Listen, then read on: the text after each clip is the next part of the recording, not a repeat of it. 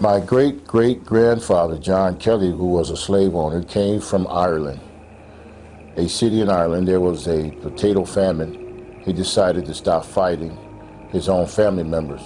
He went down to the Caribbean, and a place at that time was called Hispaniola. Hispaniola was one country, but today half of it's Dominican Republic, the other half is Haiti. He settled there in Hispaniola, the Haitian side, and he got a plantation, and he bought some slaves. Slavery was real big at that time. And one of those slaves was named Pinky. Pinky was my great-great-great-grandmother, which, believe it or not, was, I guess, from his siring, or, you know, came from him. His family became sick. His crops started to fail because there was a curse placed on him by some of the Haitian slaves.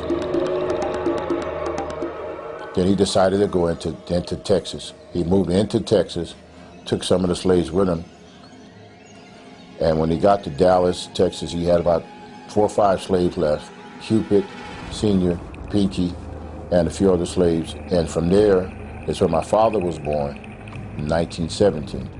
My father married my mother in 1946 or so and moved to the New York area, and that's where I was born. My father didn't want any more children.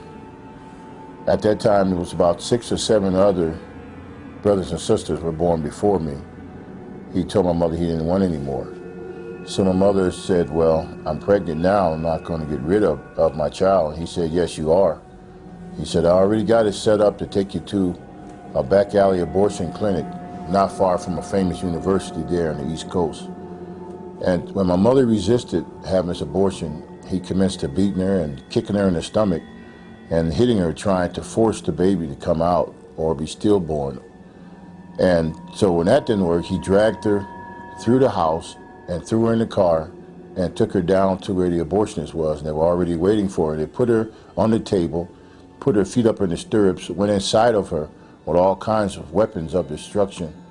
And then they also was using types of pills and different things like that, making my mother swallow them to try to destroy me from inside her stomach and through her womb area. And they worked on her for 2 or 3 hours, my mother said. And my mother, she actually felt like there was some hands inside of her blocking me from being destroyed. And when my father and the abortionist saw that they could not reach me, and they could not pull out any parts of my body, was trying to pull me out piece by piece, and they seen that they couldn't find me, they decided, they said, well, there's no way that she can either not be pregnant, or if she is, we're just going to leave the baby because there's too much trouble. We'll kill her in the process. And my father didn't want to kill her. He was just trying to get rid of another baby. And God saw to it that he spared my life. And from that, I'm here today. I was 4 years old when I started using drugs. My brothers were shooting heroin. When I asked them, I said, well, let me have some of that. And they said, oh, no, you can't have that. You're nothing but a child. You ain't old enough yet. And I heard a voice. It says, you don't have to listen to them. Don't worry about it. I'll show you how to get high. He said, go in the kitchen and pull the chair up to the stove and turn it on and take what I tell you in there. And I'll show you how to huff. You know, and that's the first time I ever got into huffing, was at 4 years old. And he showed me what things to use. And like a professional, I was doing that, getting high every day at 4 years old. And it just went from there. I was 4 years old, and I got into other stuff and start smoking weed and different things like that by the time I was 6 years old. And I got to be 10 years old. My brother said, okay, now you're old enough. You can have some of this cocaine. And they showed me how to deal with the powdered cocaine and how to use it. And it just went on from there.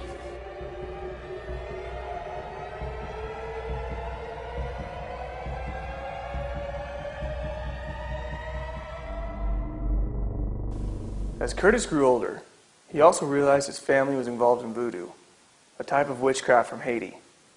He also met a voodoo priestess who casted spells for love, money, and power, but for a price. The Haitian voodoo priestess, actually, she was a priestess from Haiti who lived in Brooklyn. See, everybody has a territory in witchcraft. It's just like drug dealers got a territory. Well, witches and voodoo people, they don't overlap a lot of times. They have they say there's enough customers for everybody to go around. So she worked under my dad. She would act like she was a church evangelist. She would call meetings at our house, and she would have women that come who have lost their husband, not so much lost him because of death, lost him because he left her. And she would tell them, she'd say, you want to get your husband back? I got a potion for you, I got juju for you, I have a fetish for this and that and the other. For every problem she had a solution for you. And she was teaching me how to do the very same thing. She said, you are the seventh child. You are the seventh child of the voodoo priest, and you're chosen. And she told me, she said, you weren't supposed to be aborted or sacrificed. You were supposed to be taught. And I didn't understand any of those things, what she was talking about, but I found out later what she meant. She meant that my father was trying to abort me, but actually he was supposed to save me for me to go down and be trained. And that's what she said. I'm here to train you so you can go down to Port-au-Prince and do work under Papa Doc Duvalier and in the palace there in Haiti. And that's what she came to do. She came to train me. She was my teacher. Curtis continued to learn about voodoo, but even at an early age, he began to realize that all of his power came at a terrible price. At an early age, living in Connecticut, Curtis Kelley became involved in drugs and gangs. He was also instructed in voodoo, a type of witchcraft from Haiti, from a high-ranking priestess. But despite his newfound power and money, Curtis began to see voodoo's dark side.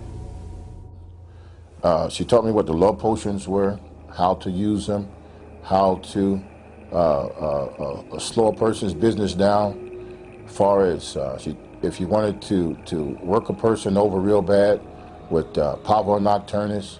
Pavor nocturnus is a really bad thing. Night terror. She showed me how to put a person in Nemos. Nemos is to put a person in a vicious spiral that they can never get out of. And the more they pay you to cast a spell off of them, the more they get wrapped into the spell. It's called Nemos cycle. And she said, you keep a person in Nemo cycle, you'll never be broke, because I got to keep coming back to you to get another spell and another spell, get them off of that spell, another spell off of that spell. And she was really, really a wicked person, and she was into control, manipulation, and keeping the person bound and attached to her. And that's what she was teaching me. She taught me, so many things, but those were one of the main two things that she was teaching me. And she took advantage of them not having a whole lot of money and trying to get over real fast. And many of them, they were into the occult. They were not witches, but they believed that if God took too long, the occult would get it right now. They wanted that quick fix. And she was there to receive them. She's like a catcher's mitt, there to catch you, And at $20 back then was a lot of money. $20 not like it is now. That's just a tip now. But $20 back then was a lot of money. And she would charge like $20 to say you had like I said, a condition, physical condition. And what they would do with your physical condition, they didn't have the power to heal you. If you had a cramp right here, they would remove the cramp from here and they would put it down here in your knee. They would shift it. Shift it. There's witchcraft called shifting, where you can't heal, you don't have that power, but you shift. And they teach me how to shift things from here to there.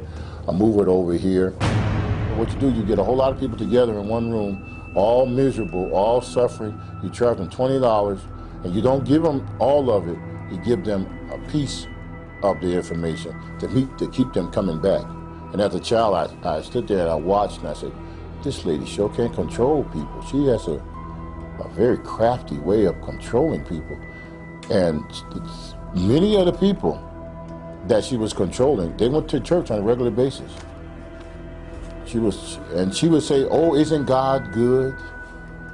Don't we praise God today? And I would stand off in the corner watching it. Isn't God good? But see, I can run up and down the stairs and see and bring her supply of witchcraft stuff. Bring me this, bring me that, and bring me my pouch of this, or bring me bring me my oil, bring me this. And I would bring this to her, and the people would give her the money And she would give them this pouch, and they would go home, and I would watch husband after husband, boyfriend after boyfriend come back, because it's usual, she was using. One day, the voodoo priestess showed young Curtis a doll, which had some paranormal powers. Remember back in those days where you pulled the string and the doll would talk? Well, she didn't have to pull the string for her doll to talk. The doll would just talk to her, and she would talk back to the doll.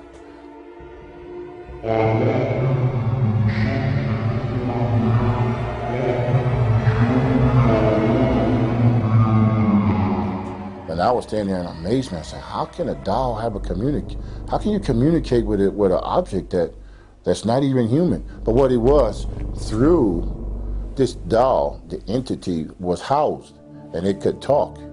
Okay, it's a spirit that goes inside of an inanimate object and can actually communicate. It can spin his head around, it can flap his eyes, it can move his mouth. But when you go to approach it, it just sits there. You'll just sit there and not move. But when she talked to it, it communicated. It told her what person is coming tonight and what problem they had, because it's a familiar spirit. That spirit can leave that doll, run to a person's house in the neighborhood, and show them each one of their problems, or show her each one of the people's problems. Case in point, one time in particular, she was doing another meeting at her house, and the doll told her certain things.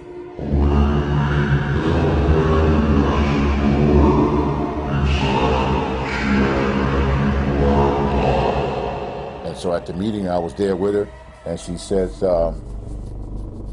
praise the Lord, I'm glad you're all here today. She said, you right there, lady, right there. She said, you have a dresser drawer in your house, and inside of that dresser drawer, you have this, that, and she itemized everything that was in her dresser drawer and never been to her house. Now, most people go to church and say, oh, that's the spirit of prophecy, hallelujah. She started hallelujah and going on, and I was there like a child like this, saying, lady, if you only knew, this is witchcraft, this is sorcery, that's a voodoo priestess there. And you know what, it wasn't free. The offering would grow then. Every time she would prophesy, I call it prophesy to somebody out of God, the people would just throw money at her, As Curtis plunged deeper into voodoo, he became frightened by strange apparitions that happened in his own bedroom. The voodoo priestess came into my room and set up all her fetishes and paraphernalia in my room. And when she did that, then those things start coming through the floor. They started I would have things run through my room, and I would see them running through my room about this big, chasing and running. And one particular time, I was asleep, and all of her stuff was on my desk. This stuff, these powders and all kinds of things, and parts of animals and hair and fingernails and all those things. That's why you got to be very careful who you give your hair and fingernails to. Seriously, they say, I want to collect your fingernails. Why you want to collect my fingernails? Oh, I gotta do something. That's okay. Oh, I want to get a lock of your hair. Why you want a lock of my hair for? Oh, I just want to, why you want a lock of my hair? No, I just want to, so be very careful who you just keep your eyes open on some of those things, And so she had my dresser drawer off filled with all kinds of stuff. And one day I was laying down and I heard something shaking under my bed. I said, what in the world is that shaking under here? So I woke up all the way and I turned the lights on. I said, what can this be shaking under my bed? What is this? So I looked under the bed, and then I saw my dad. I said, Dad, what you doing under this bed? What's going on? To myself, I said, you sort of old to be playing these kind of games. It's late, go downstairs and go to sleep. He didn't say anything, just got a grin on his face like this. But his skin tone was green and he was all scaly. And I had never seen anything like this before. I said, Dad, what kind of stuff is this? And then he came out from under the bed, and the more he came up, he had the top torso part of him, but the bottom of him was like a fish's body. Green scales like a fish, And he came up and he smiled at me and he laughed at me. And then he did one of these numbers and dived and went right through the floor. And at that time, I freaked out. I said, oh my God, this lady is really, she's turned this room into a horrible place. And I got up and I was so scared. I said, oh my God, what is this? Wow, what is this? Wow, I didn't know this was all involved with this voodoo stuff. And as I was sitting on the edge of the bed with the light on, I heard something in the closet. And I said, oh, now what is this in the closet? I opened the closet door, and there's about 2 or 3 little imps running, just running. And they running right through the wall. I said, oh my God. And all that night, I get set up on the bed. And I was too afraid to go back to sleep. I didn't know what to do. And I said, my God. I said, wow, what am I into? And then that next day or so, she came back. She didn't stay with us all the time. She would go to New York and come back, go to New York and come back, which was only like a half an hour drive where we lived. And she said, this is what she told me. She said, you know, you're a chosen vessel, that you're a Haitian. I didn't know anything about Haiti at that time, only 6 or 7 years old. She said, you're a chosen vessel and you're going down to the palace for Papa Doc. So I didn't know Papa Doc from Hippity Hop. I didn't know what it was. Curtis Kelley learned voodoo from an early age. But as he gained money and power, an evil demon asked him to pay the ultimate price. Well, I know there's one. It's called Big Face. This is a very serious thing because it makes you, this spirit, this ghost spirit thing, or called Big Face. It'll make you an offer. His job is to make you an offer to sell your soul outright to the devil. Sell your soul outright. So you could be around the perimeter, messing around with certain things, and witchcraft and voodoo and Obeya, Santeria and stuff like that. You can be on the perimeter. But they want you in wholeheartedly, all the way in. They don't want you just playing around. They want you all the way in. And they'll send certain spirits out there to do it. And this was one of those spirits. And it said, come into the closet. And I went in the closet like it told me. It said, shut the door. Now I had to move some of the clothes around the closet, hanging up on the hangers and shoes in the way, of course, like closets are. And it says, join us. Join us. Bring your whole self into this.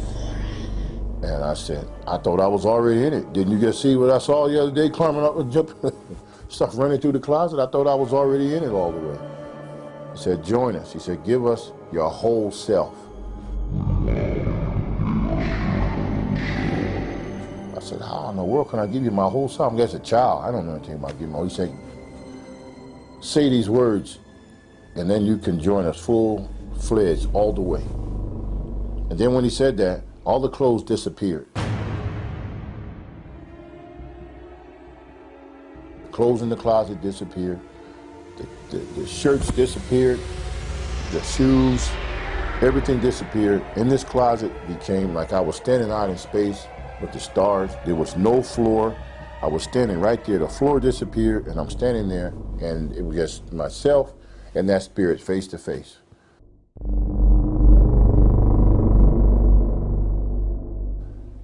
He said, if you give yourself totally, he will give you power. You'll have money. You'll have all the girls in the neighborhood plus. You'll have so much power that the politicians will respect you. The government will respect you. And you'll be able to go through walls.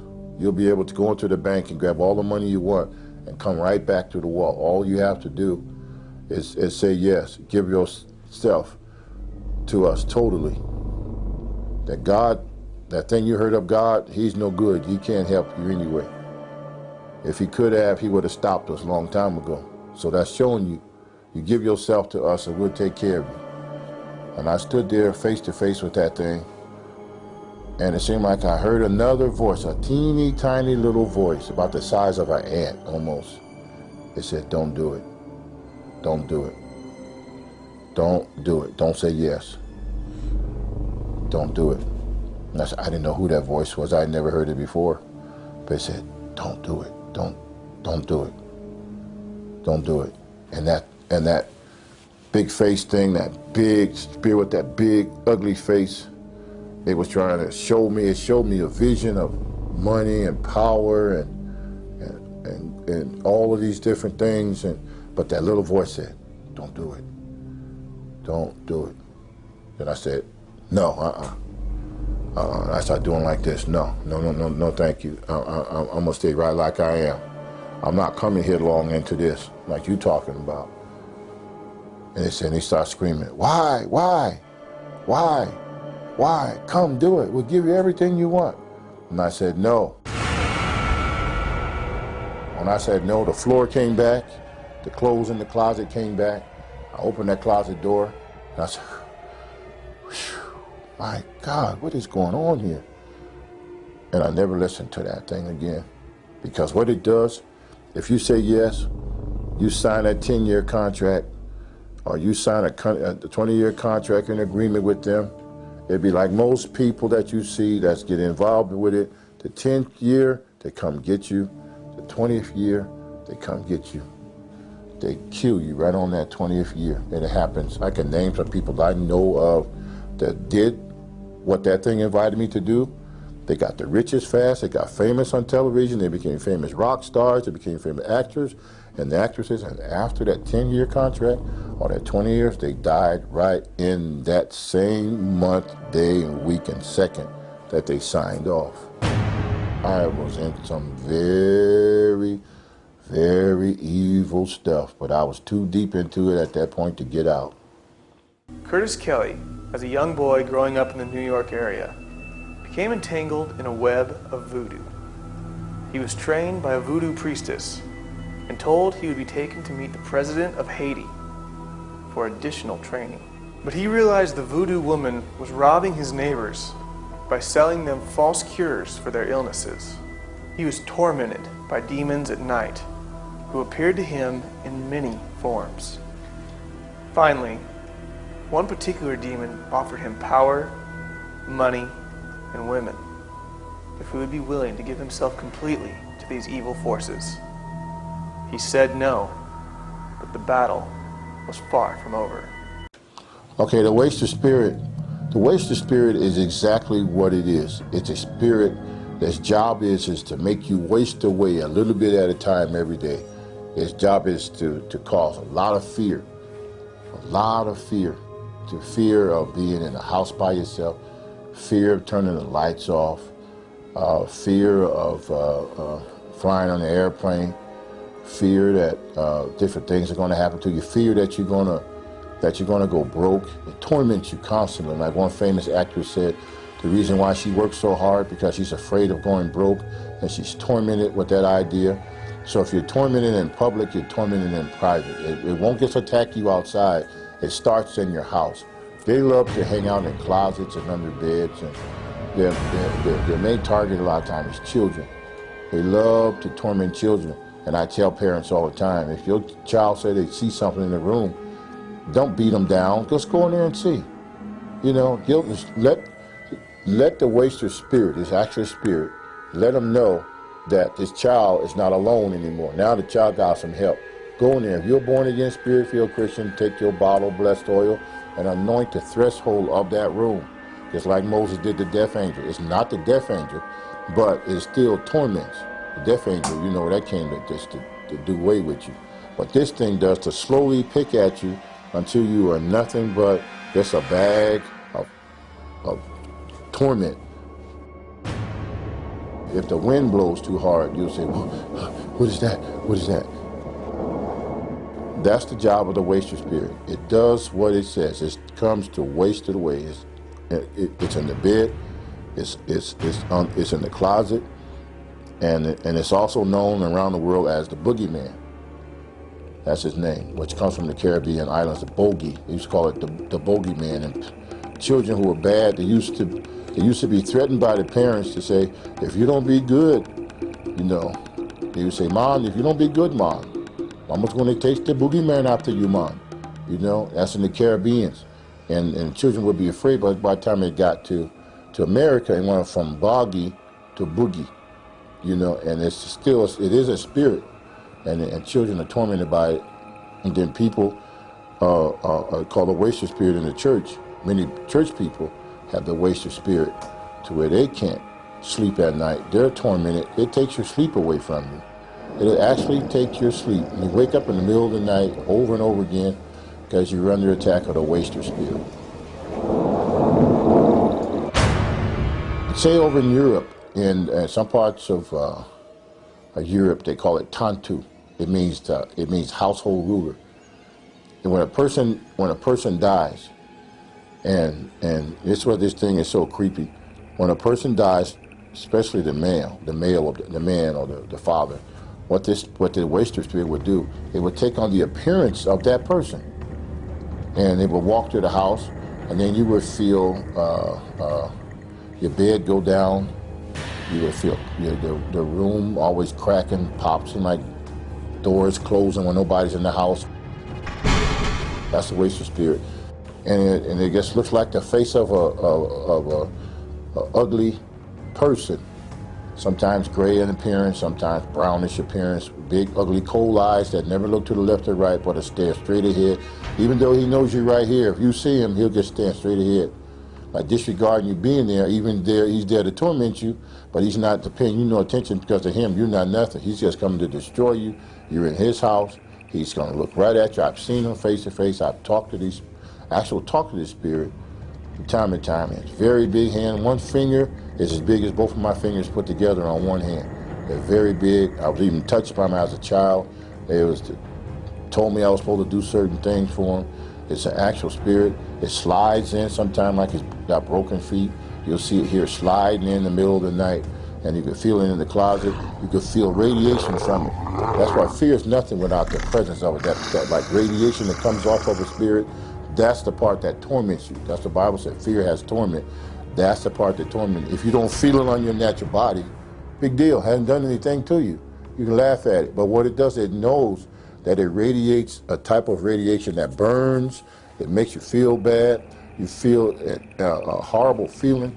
And then it'll have black spots in the ceiling. It'll be like clouds over clouds. That's when you know that wasted spirit is in your house.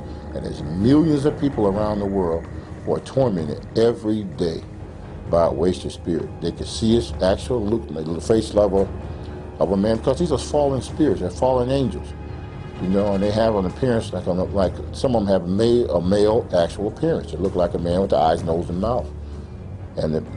But God has not given us that spirit of fear, but power, love, and a sound mind. And they love secrecy. They love it. They love for you never tell anybody that you're tormented. Don't say anything. Nobody's going to believe you. See, and that person that you want to tell, he may be tormented too. See, so there may be three of you tormented in the same room, but he said, don't tell, because he doesn't want to be brought to the light. They hate the light. Any kind of light, they hate it. They hate it. They actually hate it. And that's why they don't want you to turn on any lights up as far as knowledge of people knowing that they exist, or the house light, and they don't want it. Curtis Kelley used voodoo to his advantage, but was also attacked by the same demons which gave him money and power. Kelley became aware of his own father's involvement in an occult club which practiced astral projection. My father's friends, they were very demonic. They come from a very demonic elite club. Everybody couldn't join or be involved with that club.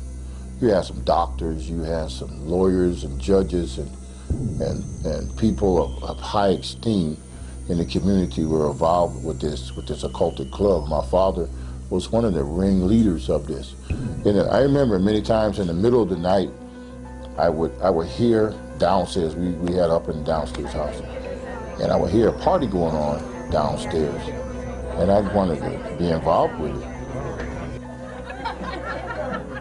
And so I would get up and I would go downstairs, down the flight of stairs, and when they would hear me coming down the stairs, they would say, "Oh, here he comes, here he comes." And they would, I would see as their feet and everything went right through the wall, solid wall. And I said, wait a minute, how is that possible? And so they would come back again, and so I said, okay, I'm gonna sneak down there and see who these people are. And then my father would be entertaining them. And they would be partying, smoking, drinking, laughing, making all kinds of noise. But when they would hear I'm getting close, they'd say, "Oh, here we come." And each time I come, I would see more of them. And they can actually just come right to a wall.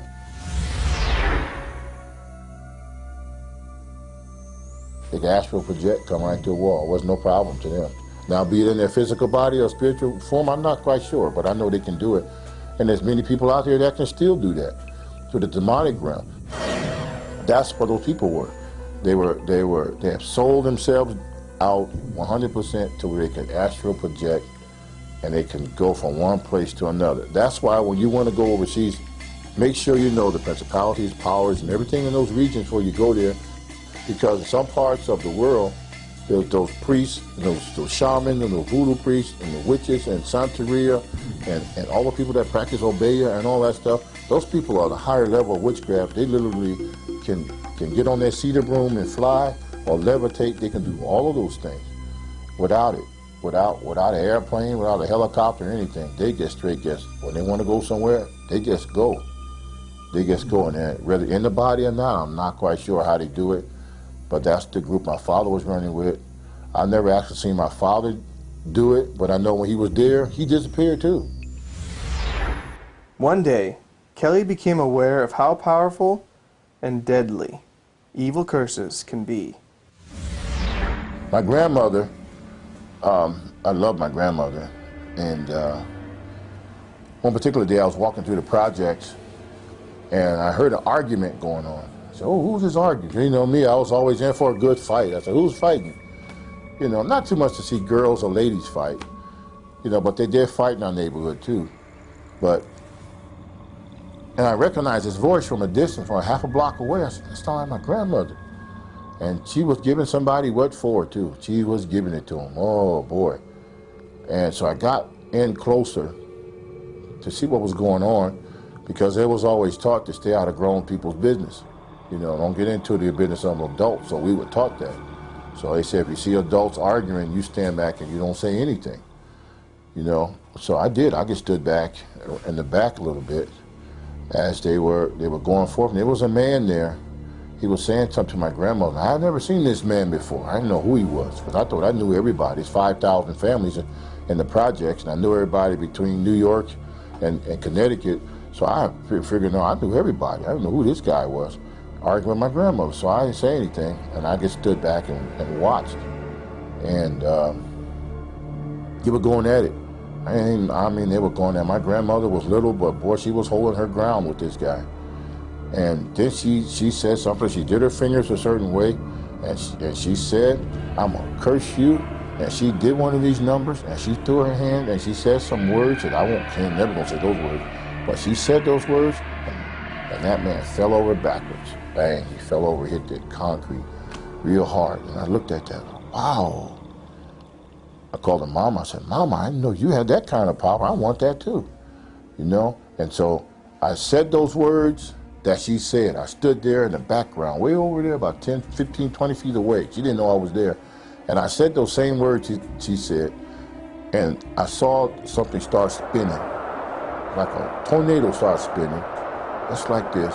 And it started spinning faster and faster, and I looked there, and it came like this, and right inside of me. And I said, oh my God, what did I do? And then it was something was inside, and it was still kept spinning inside of me. And I got so scared, I ran in the house, wasn't that far from my house. I ran in the house, and I saw my brothers and sisters and everybody there, and I was trying to explain to them what was going on. And said something, I kept saying, something's in me, something in me. What's in you? I said, I don't know, something's in me. Get it out, get it out. Something's in me, get it out. I said, oh, you crazy, ain't nothing in you. What's in you? So I said, it's inside, something's inside me. I said, all right, nothing inside of you. So that night, one of my uncles, he had a drinking problem real bad. He and I was real close. My dad and I weren't close, but my uncle, he sort of raised me.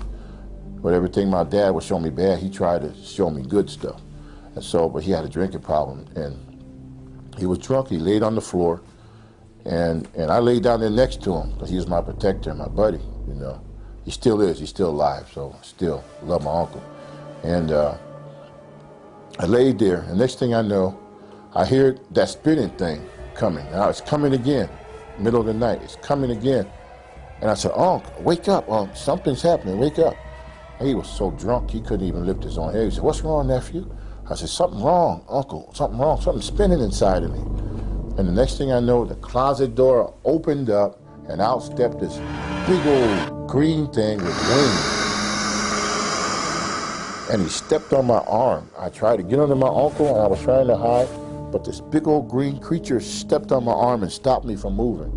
And I started to scream and I was yelling and nobody was up in me. My uncle was drunk.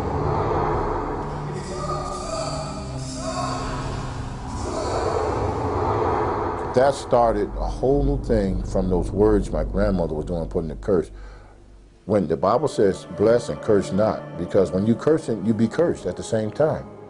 A lot of people don't know that. It's better not to curse and forgive than to try to repay cursing for cursing, because when you curse, it comes right back on you automatically, because what you've done, you open the door. When it came to curses, Kelley didn't hesitate to use them, even on his own friends. The Davis brothers went to a revival meeting, and we were friends, and I didn't like the idea that they went to church, because after all I'd been through, the church was an enemy. People in the church were weak, and to me, I thought they were weak and cowards and wouldn't fight, and that's how we were in the street. So when I saw them, I felt like they were abandoning us, the rest of us, to go on chasing after this Jesus thing.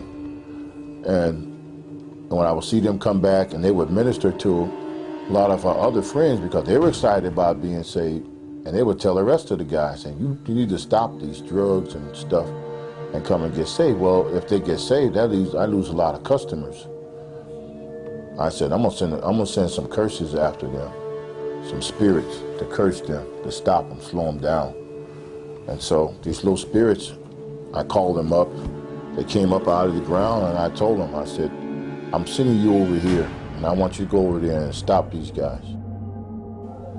A warning, I'm giving them a warning. I want you to terrorize them, torment them, night and day, 24 hours a day, till they come back out here in the streets with us.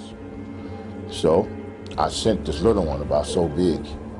He went over there, and he came back, and he says, I can't do nothing to them, they're protected. And I told that spirit, I said, what did I tell you to do? I told you to go destroy them. He went out again. And it came back and said, I told you, I can't touch them, they're protected.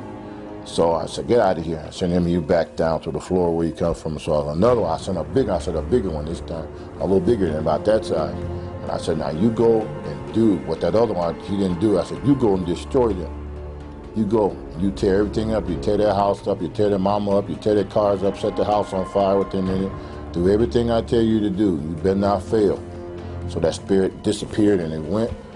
Then I waited for a few days, and that spirit came back with a sad look on his face, and I said, did you do what I told you to do? He said, I can't touch them. Just like that other one told you, we can't touch them, they're protected. And I got mad at him, I brushed him off. Then I astral projected out of my body, left my body at one place, then I went into another place. And when I got there, I found exactly what it was, like a snap of a finger. And when I got there, there was 2 8-foot-tall angels with a flaming sword. They looked like they had been working out in the gym. They was tough. And I stood around the back of a telephone pole and I peeked out at them. I said, man, I see why them little imps couldn't do nothing. Wow. Then I went back into myself. And, man, these guys, wow. They got some serious power, man. My God, they got some power behind them. Kelley decided he now wanted some of that same protection from the angels he had seen on the occultic dark side. Because of his involvement in voodoo, Curtis Kelley was tormented by demons throughout his whole life, but he left his occult lifestyle. But he leaves us with a sober warning of the consequences of dabbling in the occult. Let me show you what form. If a person gets into, say, seances, a Ouija board, stuff like that, or pentagrams on the floor, and candles, and all those kinds of things, or blood sacrifice, sacrificing a cat or animal, you have opened yourself up for possession, or a poltergeist, and all of his cousins are going to come in there, and they are going to give that house a fit. It will be horrible, okay? Then there's other ways. Television can be another way as a portal.